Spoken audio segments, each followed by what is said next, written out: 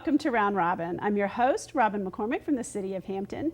And today we are going to show you some wonderful art made from found objects that would otherwise be polluting our waterways. My guests are from volunteers from the Hampton Waterways Group, Mara Yoko and Rory Hendricks. This is the coolest stuff. Thanks. I absolutely love it. Thanks. And this is like serving a whole bunch of purposes, right? You're cleaning the waterways, you're making art, and you're raising money to do more good things for the waterways. Yeah. And awareness. Yes, Right. And awareness. hopefully. You don't want to be picking up cigarette butts forever. You want people to really stop don't. throwing them. So yeah, awareness is a big part of that. But let me back up and tell me just a little bit about what the Waterways Restoration Project is and why each of you volunteer, because I think everybody brings something a little different. Okay, Hampton Waterways Restoration Project is a subcommittee of the Hampton Clean City Commission.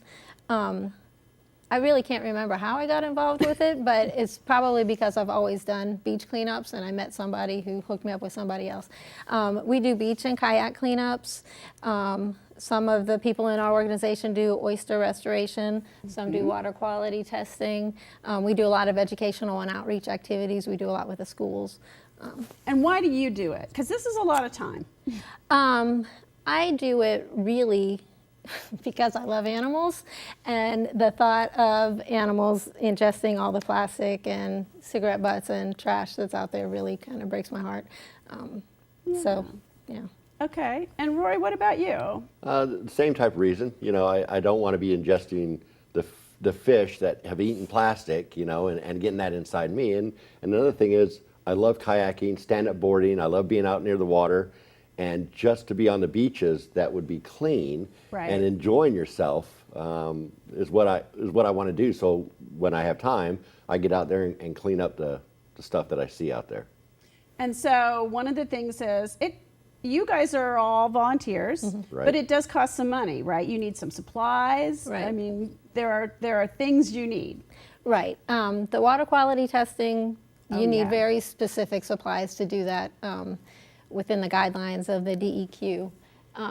So those are, we need money for that. We do the oyster restoration, you kind of need seed money to get that stuff started. And then just for just the things that, you know, bags day-to-day and supplies, gloves, things like that. So. Okay, so the current thing that we have surrounding us today is an art show that you guys have planned. Tell us a little bit about how this came about and then when this year's is. Okay, so the first time we did this will be our second one this year. The first time was in November 2015, and we were just at one of our meetings, and I know several artists, and it just popped into my head, hey, what if we had artists make art from trash at the beaches, and sold it?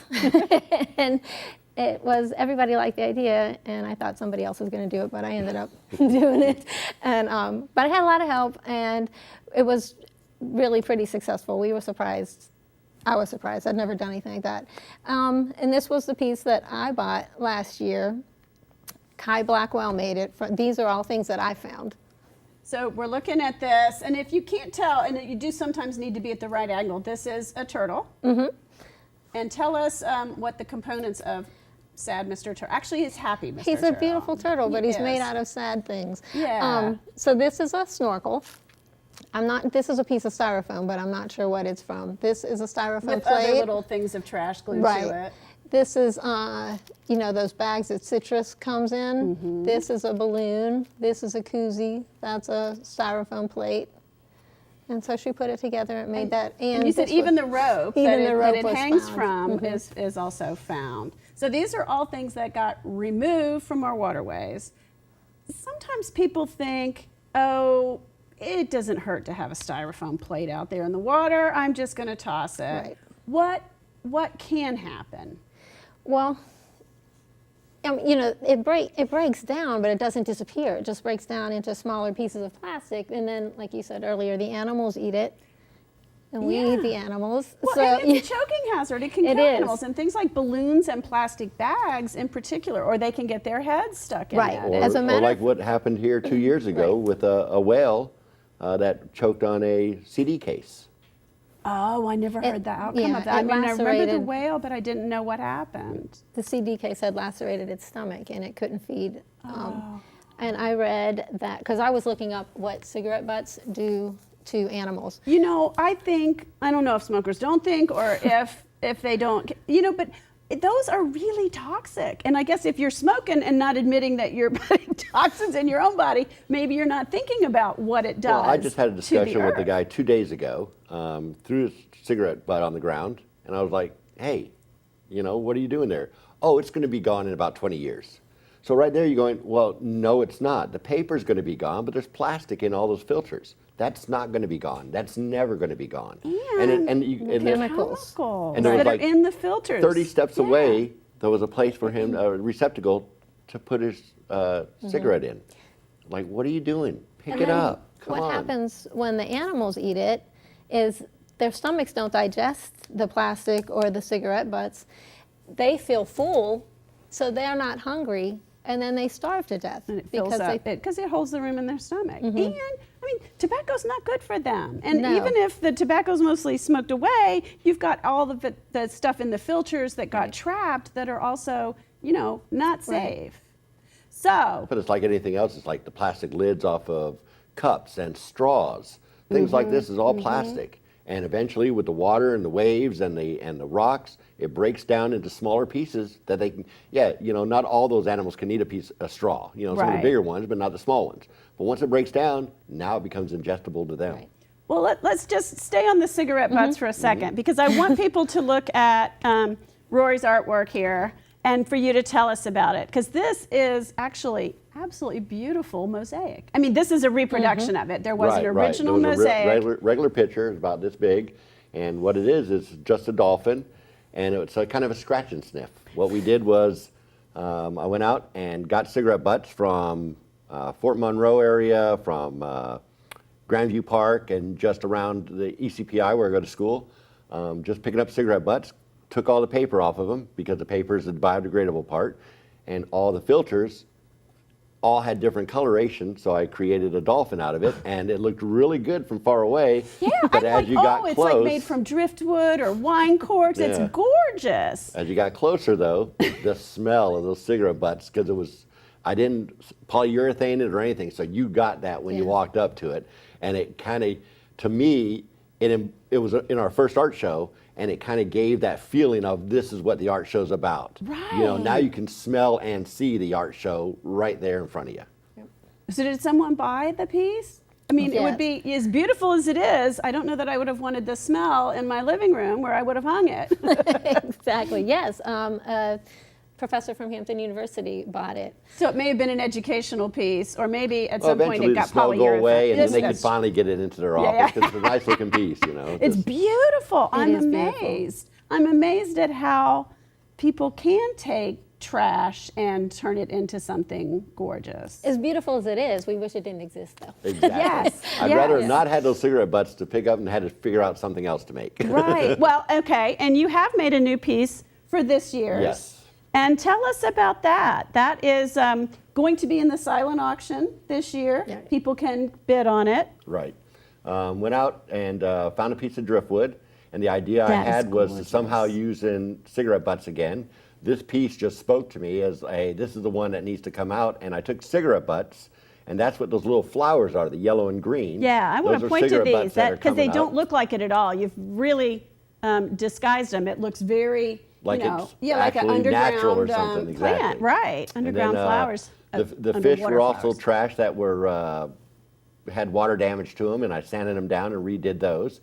And then I hooked them up with a piece of metal inside into the wood, and around that metal is a straw that's been found over at Fort Monroe on the beaches out there. Those black straws are found, and so that's got a little bit of trash in there, and gives an art piece as well, something that somebody might want to put in, you know, in their side their house without being too This trashy does not looking. scream trash. This Right. is, you know, this is like planned art.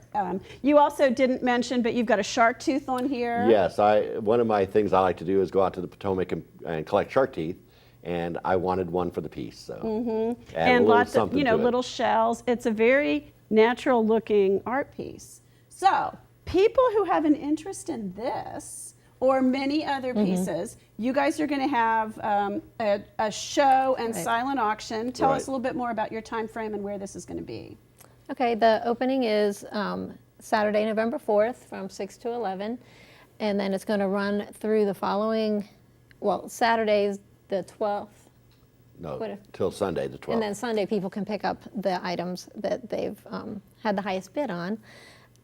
We're going to be open on the, like you said, on the Saturday. Our opening night is the 6 o'clock in the evening to 11 o'clock. The next day is like 1 to 5 on Sunday. And then from Monday through Friday, it'll be open from 3 to 7. Because you're staffing this with volunteers. We're staffing Right. with volunteers, There so will be we're someone limited from on the clean- time based on our Right, volunteers that right. come out. But people need to check back, because if they go the opening night and bid and they're winning when they leave, they might not be winning later in the week. We So- also have a Facebook event page. Oh, Yes. cool. So we can keep updates on there. The times will be on there, and And any this is going to be information at that comes Fort up. Monroe. At the Yeah, the old building. Armory building, which is building 66, is the building, the number on the side, but the address is like 27 Ingalls Road. Ingalls Road. Okay, But it's that's on what Ingalls I need to know, Road. because yeah. I don't know the building numbers. Yeah, so if you go down Ingalls Road from the main gate, it's on the left-hand side. It has an Armory sign on it. It was built in the 1800s sometime, and we've got a room in there. Yeah, And that's we're going to have our poster sitting out front for when we're open. So the opening times, that'll be sitting out there to let people know where it's at. So how many artists do you think, and probably everything isn't solidified, you Right. don't have all the pieces yet, but how many artists or how many pieces do you think you'll end up with? I think we probably have 40 or more artists. Wow. And some of them make more than one piece. So we're not sure yet how many pieces we're going to have. But we have Larry Vanover, who is helping us this year, and he helped us last year. He's a local artist. He's made some beautiful pieces last time. I can't Oh, wait to see what he's fantastic making pieces, this yeah. year. Kai Blackwell, who made this, she's going to be in it again. Other local artists are Carrie Davis, Sean Tuttle. He makes the big metal fish that you've probably seen around here. They're gorgeous. And his daughter makes cuff bracelets with ocean scenes on them, etched into them. They're participating. Yeah, we have Brian Murphy and his wife Ann. Yeah. And we should say, these are artists who are donating their time. The pieces, they've been given to the Waterways Project, and the Project Waterways will get all the money. So if you're paying for a nice piece of art and you know it's going to a good cause, that's like two good feelings right there at once. Right, and then hopefully it makes you pay attention to what you're doing and buy less plastic and pick up after yourself. Right. Yeah, throw stuff away. Find a trash can or buy less to begin with. Use those reusable water bottles, Right. things like that. Right. that Reuse, can help. recycle, just the 3 R's, 7 R's, however many R's there are. There's That's all right. kinds of R's And out you there. guys are definitely reusing and recycling into much better things than they originally were. I But agree. some of the trash anyway. Well, thank you guys so much. Thank you. And thank you for watching. I hope you will drop by this wonderful art show, maybe make a donation or buy a piece. And I hope you will also remember, don't leave trash anywhere in Hampton, because the truth is we are so connected to the water that if you litter somewhere inland, there's a real good chance it's going to hit a ditch, to a creek, to a river, to the Chesapeake Bay. Thanks for watching.